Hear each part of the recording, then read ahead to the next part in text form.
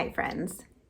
This past Sunday, I got to preach in church, and our scripture was the fig tree parable in Luke, where you have a master of a vineyard with a fig tree in it, and he goes to pick a fig, and there are none. He says to his gardener, "I have waited 3 years for figs. This tree is not producing. Cut it down." And the gardener says, "Give me 1 more year to fertilize, to nurture this tree, to see if we can get it to grow figs." Now, parables can be a tricky thing. It can be hard to understand. Pastor Nadia Boltz-Weber says something along the lines about parables that we should not be looking for the moral of the story. We should not be assigning parts, who represents who, but instead we should look for that deep truth in that story. Well, I don't think the deep truth of this story is that we need to produce or we need to be cut down. But rather, I think the deep truth of this story is that we are as worthy of that fig tree. We are worthy of the space that we take up in this world. We are worthy of, just like the fig tree was worthy of that space in the vineyard, worthy of those nutrients in the ground, so are we worthy to be alive, to take space on this earth, whether we are producing or not.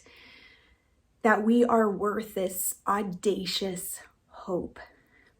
That not only are we worth that, but that when we look at others around us, that we should look at them with that same hope and potential. We're using the sanctified arts full to the brim for our Lenten theme this year. And there's a poem in our devotional by Sarah Speed, Reverend Sarah R. Speed, and I wanted to share it with you today. It's called "What I Forgot." Sometimes I wish I was the fig tree. No fruit here, just soaking up the sun, growing roots, turning green, stretching out my branches until I can hug the horizon. Sometimes I wish I was the fig tree because she doesn't produce and she's not exhausted and she probably gets 8 hours of sleep at night. And her branches, unlike my shoulders, are not heavy with work, pulled toward the ground, threatening to break.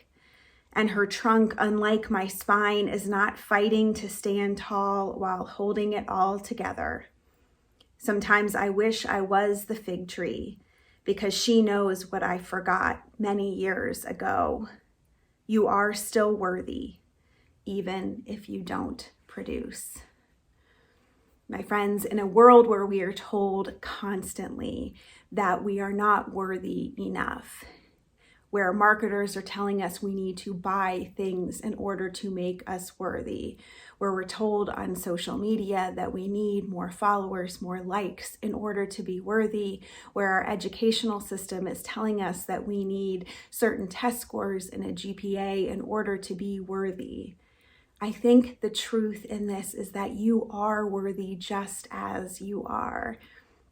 You are worthy to take space. You are worthy to be here, whether you are producing or not. You are worthy of that audacious hope. You are worthy of that patience. You are worthy of that nurturing. May you feel that deep in your soul this week. Bye, friends.